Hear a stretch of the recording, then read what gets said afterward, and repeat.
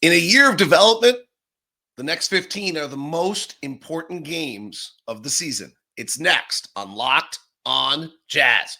Bum bum bum bum bum bum bum bum bum bum bum bum bum pow.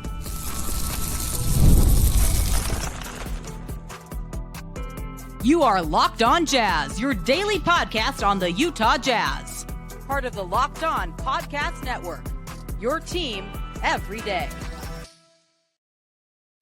How are you? I am David Locke, radio voice of the Utah Jazz, Jazz NBA insider. This is Locked on Jazz, your daily podcast on the Utah Jazz, giving you insight, expertise, geeky numbers, and hopefully making it way better to be a Jazz fan each and every day. Thank you so much for making Locked on Jazz your first listen of the day.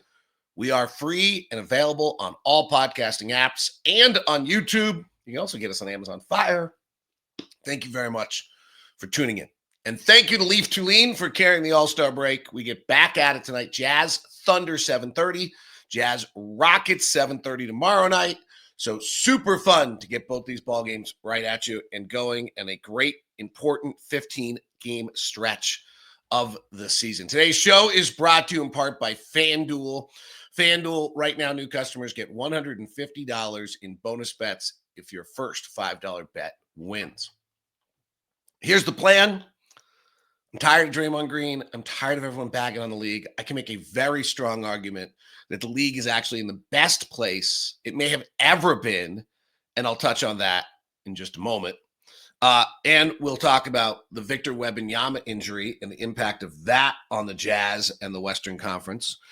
And we'll talk about the upcoming games with OKC and Houston. We'll start with why the next 15 games are the most important 15 games of a developmental year.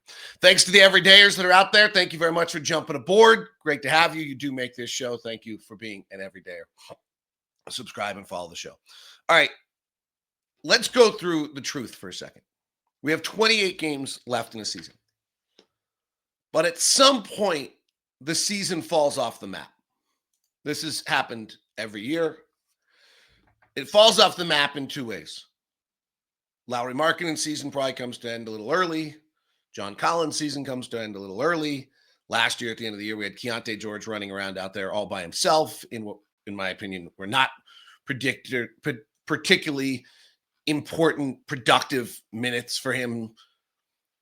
You're playing Kyra Lewis Jr., Darius Bazley, Kenneth Lofton, Luka Samanic, Omer Yurtseven. Like, that's how we ended last year. We'll end this year somewhat similar. That's just how it happens.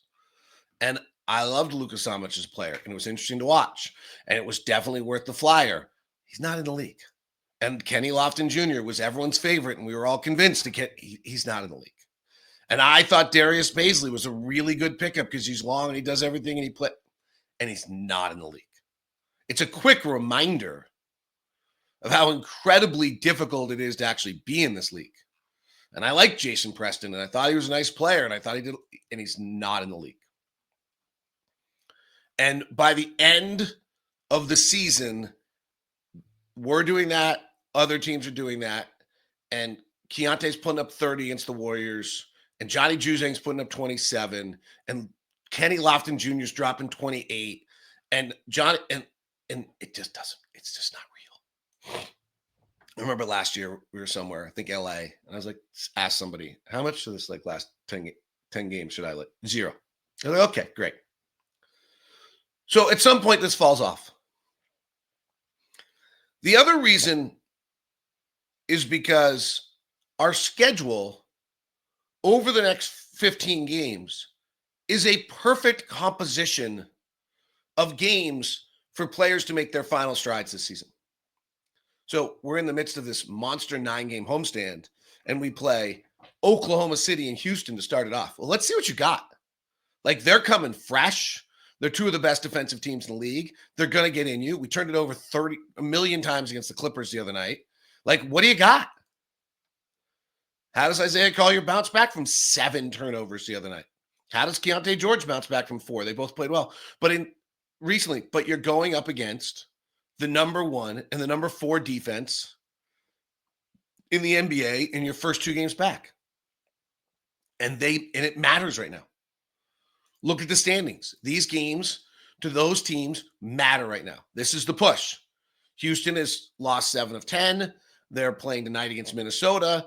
They're literally have a chance of slipping into the play-in.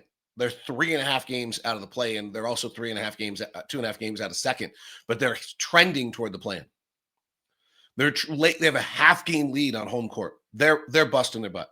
Oklahoma City's busting their butt right now, but they won't be in the final 15 games. They have an 8-game lead for the number 1 seed.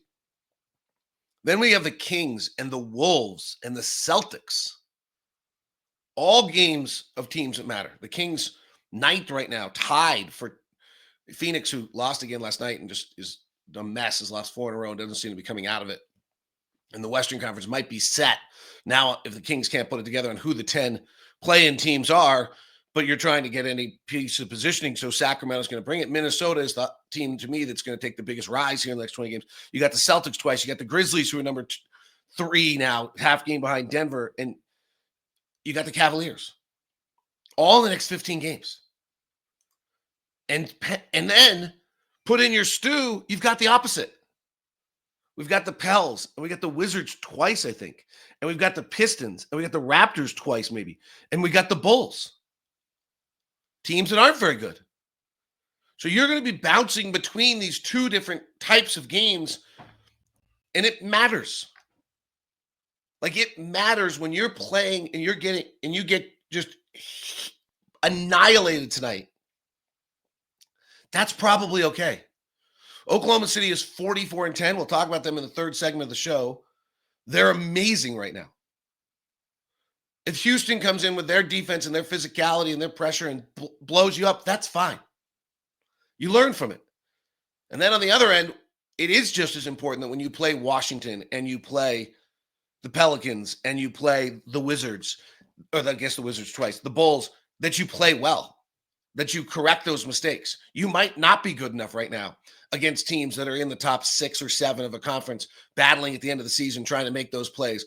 But you better be good enough to be able to hold your own when you're going up against Bilal Coulibaly or Bub Carrington or one of the guys in your draft class. That's why Flip's performance against the Clippers the other night is pretty nice. It's against Zubac.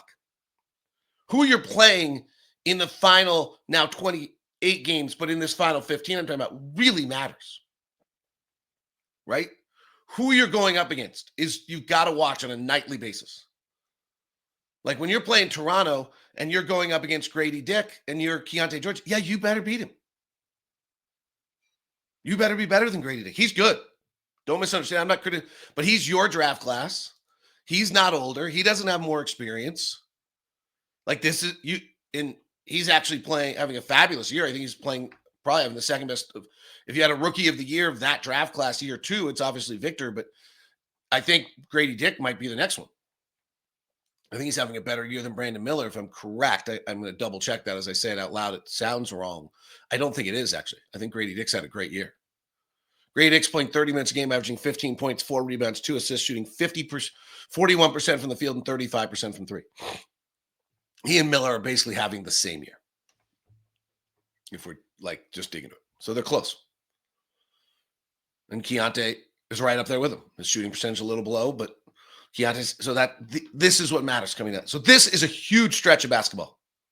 In a year that's about development, this is a monster stretch of basketball, and probably the most important, partially because if we take it to 28 and we take 15, because the last 10 might not be.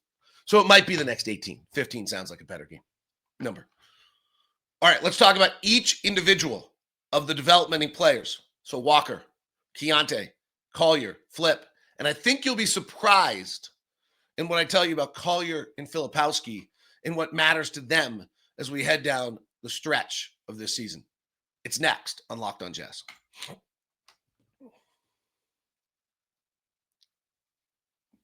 Wait a sec. I just played the wrong thing. Out of practice, no leaf to lean. I was closing the show right there. 9 minutes in. Silly me. Today's show is brought to you by Murdoch Hyundai, located at 4646 South State Street, also located in Logan and in Linden. The Murdochs been in Utah for over 80 years. Hyundai, an incredible car with all the bells and whistles for the price point. Just absolutely fabulous. I've been driving the Ioniq 5 all week, which is ours. Love it. I have the Santa Fe. We've bought 2 Santa Fe's and Ioniq 5. So I'm not making this stuff up along the way. But it is, when you do look at and you go look at price, safety, awards, features, there's no match. Then it's just a question of whether you like the car, right? That's really what it comes down to.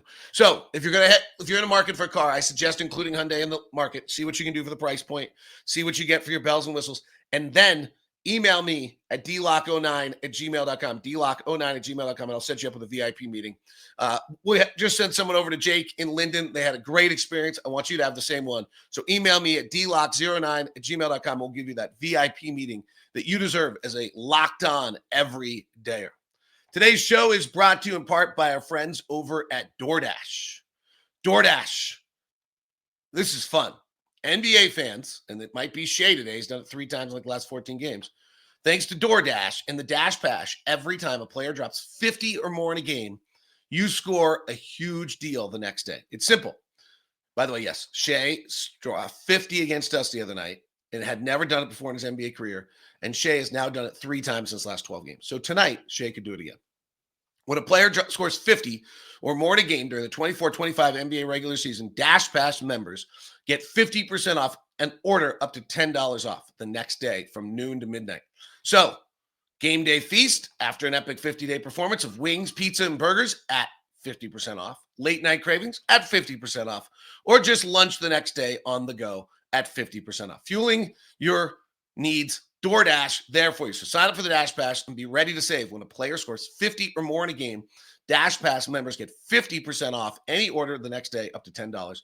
Just use the promo code NBA50 from noon to midnight after a 50-point game on eligible orders at participating merchants. Must have active Dash Pass account. Terms apply. Visit DoorDash to learn more. Active Dash Pass account. In other words, do it now. It is DoorDash and the Dash Pass and the quest for 50.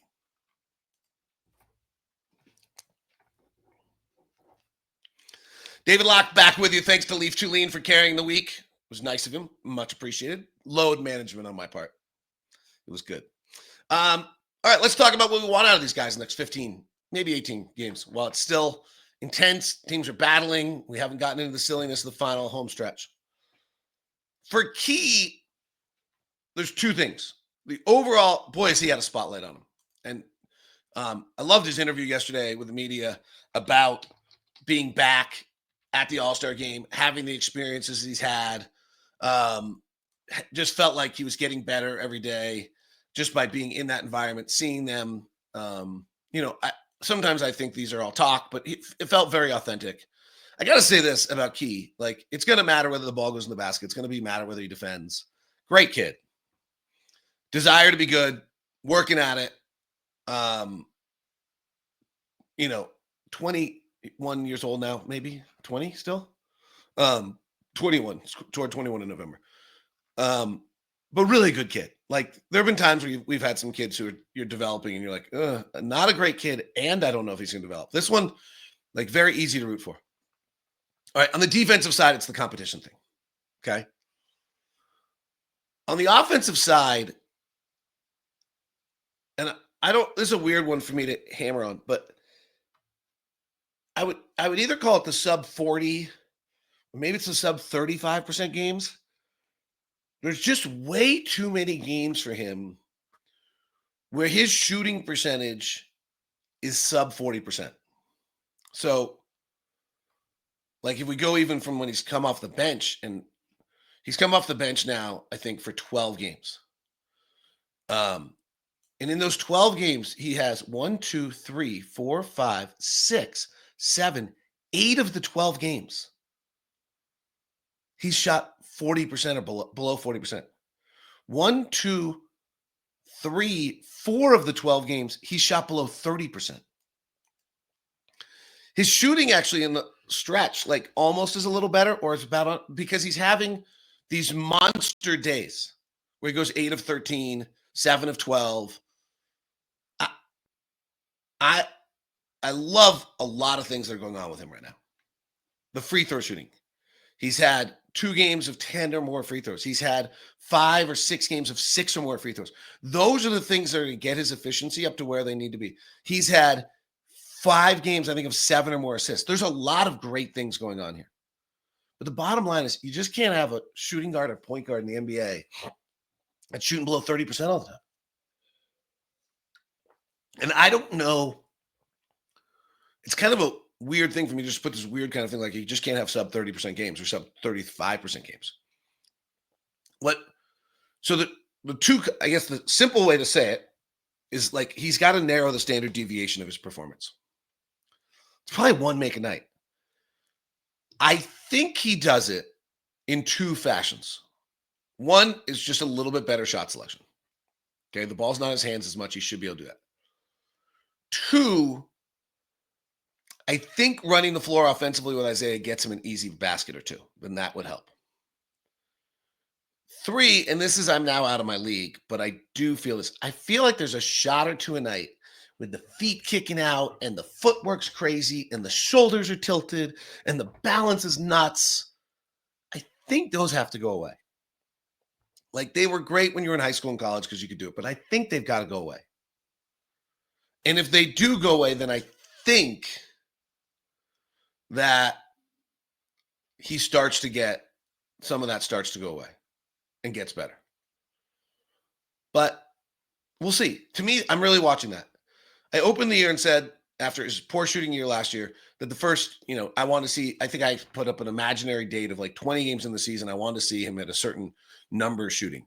And because he had such a miserable start to the year, it was not a fair judgment. And so I kind of backed off that. And then if you kind of went and said, okay, well, I'm going to give him from the 10th game of the year to the 26th game before he got hurt, there were like real signs. He shot 44% and 38% from 3. And it was there. And these games still existed in there, but they got to be a little less. And then he was in and out of the injuries. And then he came back for 4 games. And then he went to the bench and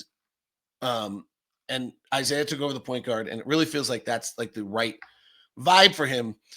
But let's see. So that's my first one on Key in this next 15 games. And there's going to be some, and so it's like tonight and Houston, when guys are up in on him, how does he not go 3 for 12 like he did? How does he not go 2 for 9 like he did against the Lakers?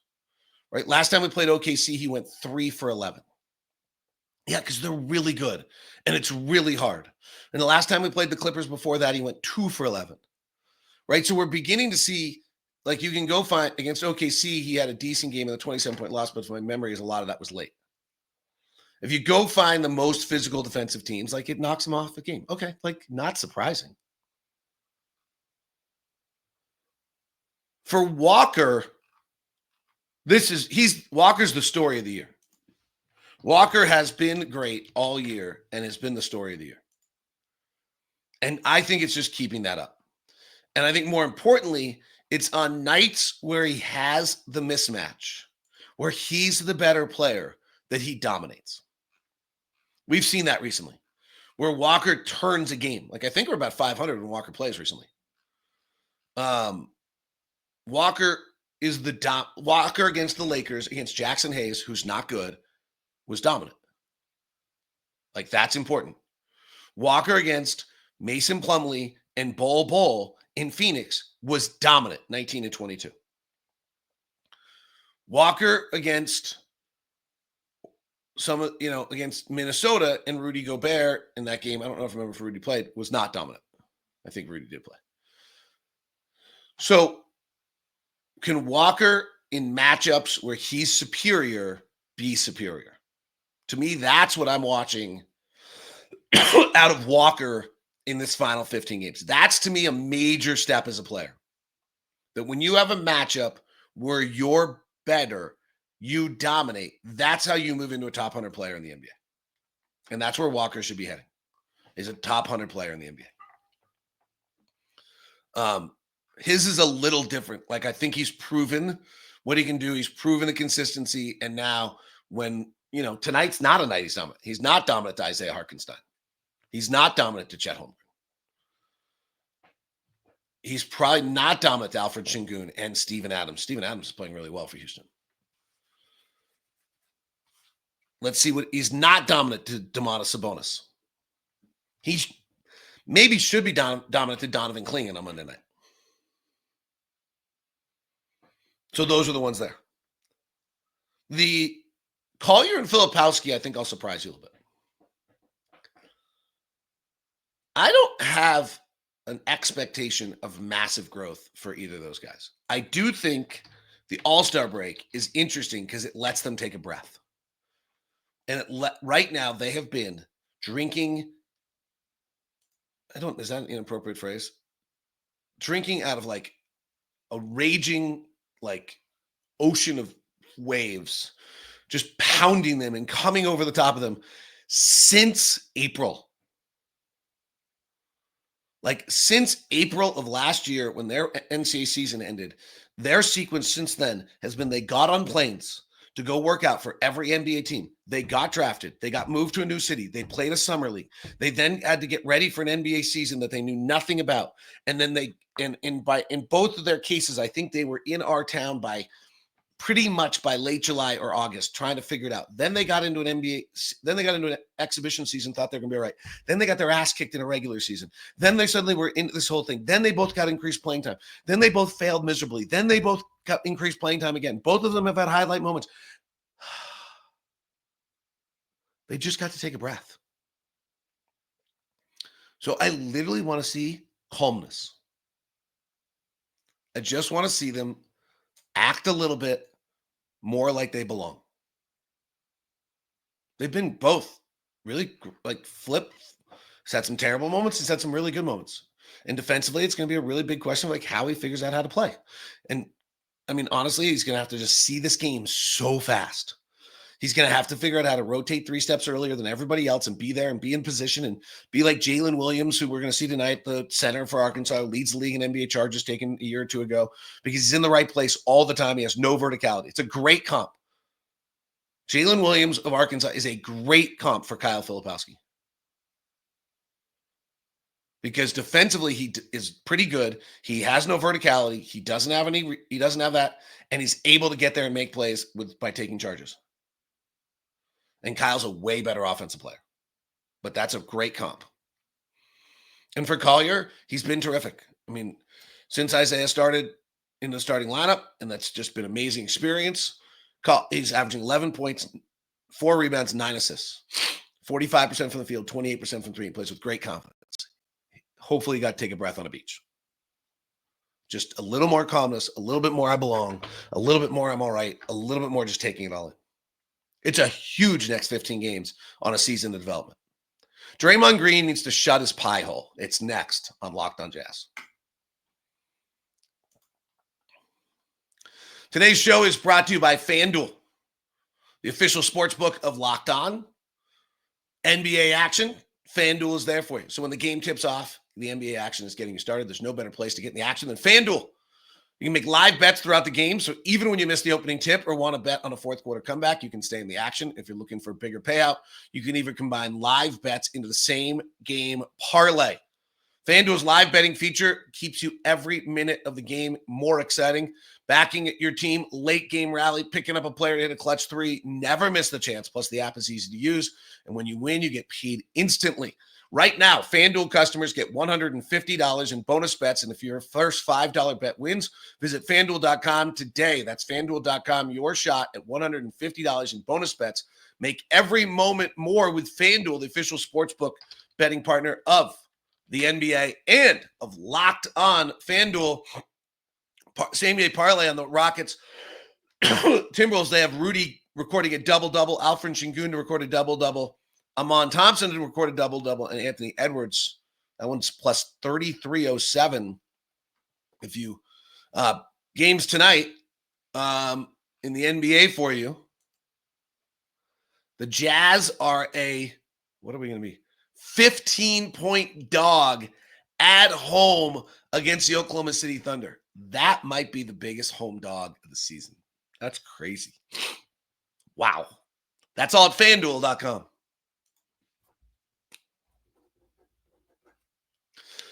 Draymond Green needs to shut up. That's simple. In fact, everyone bagging on the league needs to shut up. The league, You can have your opinion on the league, but the easy one is just to bitch and complain and argue and talk about how crappy it is. And it's boring. And Draymond's clearly going to be that veteran who, like, the game was never as good as when he played, and then he's complaining about it while he plays. So he can just go stick it. But let's take an actual look at some of the actual facts here for a second. Let's take some actual data points. And when we talk about the league. Okay, first thing. 2 years ago, the Sacramento Kings had the greatest offense in the NBA at a 119.7. Okay? At a 119.7 was the best offense the league had ever seen. And this year, the Cleveland Cavaliers are 4 points per 100 points better than that. So we have the greatest offense in the history of the NBA by a pretty large margin. In fact, we have 5 teams that are exceeding that of the Sacramento Kings. The overall talent level of the players in the NBA is at such an extreme high that the 5 teams' offenses are better than the offenses were 2 years ago with the best offense in the NBA. And I would start to let you, as you're listening right now, you're saying, yeah, well, it just proves it. Except for the fact that we have the greatest defense in the history of the NBA at the exact same time. What? Right.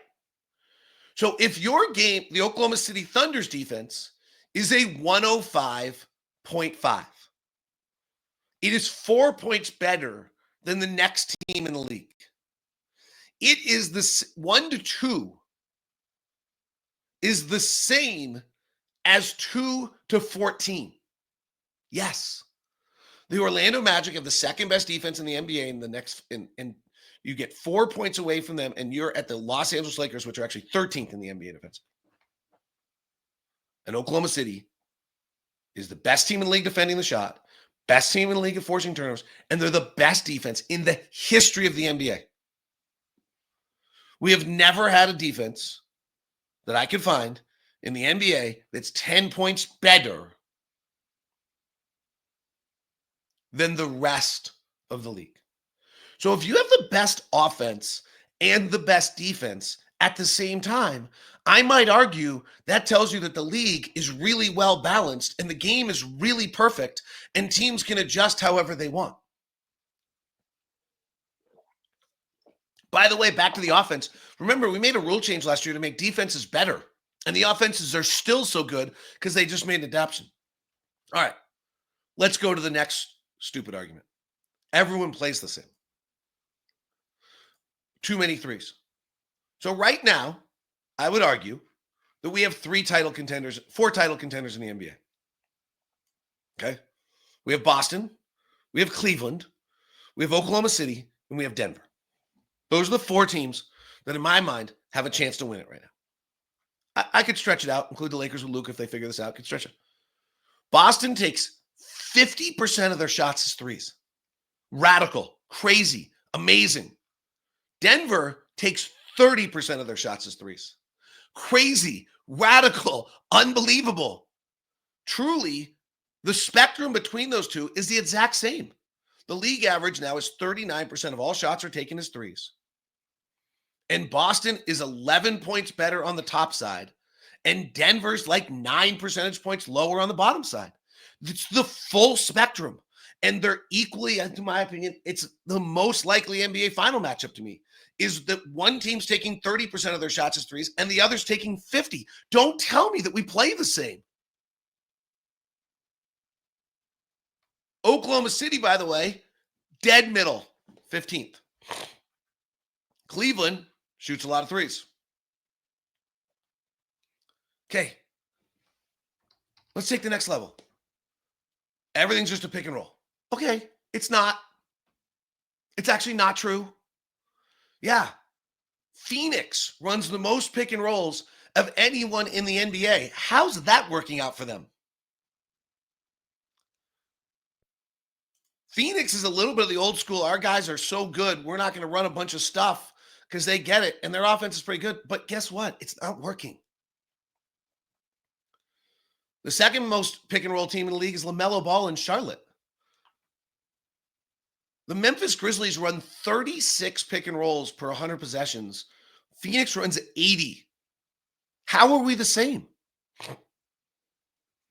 The Milwaukee Bucks are in the middle of the pack. So are the Brooklyn Nets at 65. So we run 65 pick and rolls a game. There is more transition in the game right now than there's ever been. We wanted people to go up and down and stop walking up and down the floor, stop being boring. There are more possessions of transition in a game in the year than there has been in years. So, again, it's nice to have these words, and it's nice to be a blowhard, and it's nice to be like whatever you want to call it, that Draymond Green and everybody else, and frankly, if I was the NBA, I might have gotten off TNT. Because it's a great complaint, but it's not true. We're playing 32 possessions a night in transition. Last year, we played 29. The year before that, we played 29. The year before that, we played 27. The year before that, we played 26. The year before 27. The year before that, 27. The year before that, 26. The year before that, 26. The year before that, 25. The game is faster. The offenses are better. The best offense and the best defense exists. The shooting is better. The free throw shooting is better. There's more variety in the style of offense. And the stars are different. The stars are really different. We're going to see Shai Gilgeous-Alexander, an old school point guard, non-3-point shooting, mid-range, foul drawing point guard. And then you're going to see Nikola Jokic, a 7'1" Serbian Larry Bird. And then you're going to see Giannis, a 7'1" Greek freak. And then you're going to see Jason Tatum, the best American-born player, who's a 6'9", all-around incredible ball-handling 6'9" player that, frankly, like you look back at other great scorers in the history of the game, and like Tatum's unbelievable and right there and won a title. And then you got Luka. And at the same time, two of the greatest players to ever play in the history of the game, who've revolutionized the game, and Steph Curry and LeBron James are 40 and 36 years old and still bringing it. With a next generation like Anthony Edwards coming. Do I think it's problemless? No. Do I think it's worthy of all the crap that was said this weekend about it? Absolutely not. And I actually think it's lazy, not thought out, and not at all healthy. Do we have a problem that our players don't play all the time? Yes. Do we have a problem that our aging stars and LeBron James and Steph Curry are not quite as great as they once were and we've been watching them for 15 years and people are bored of it? Yes. And then LeBron does last night. 48-4 at 40. Go home, whine and complain, bitch and complain like Draymond if you want to. Or take a second and enjoy all of it because it's awesome. Have a good day. That's Locked on Jazz today.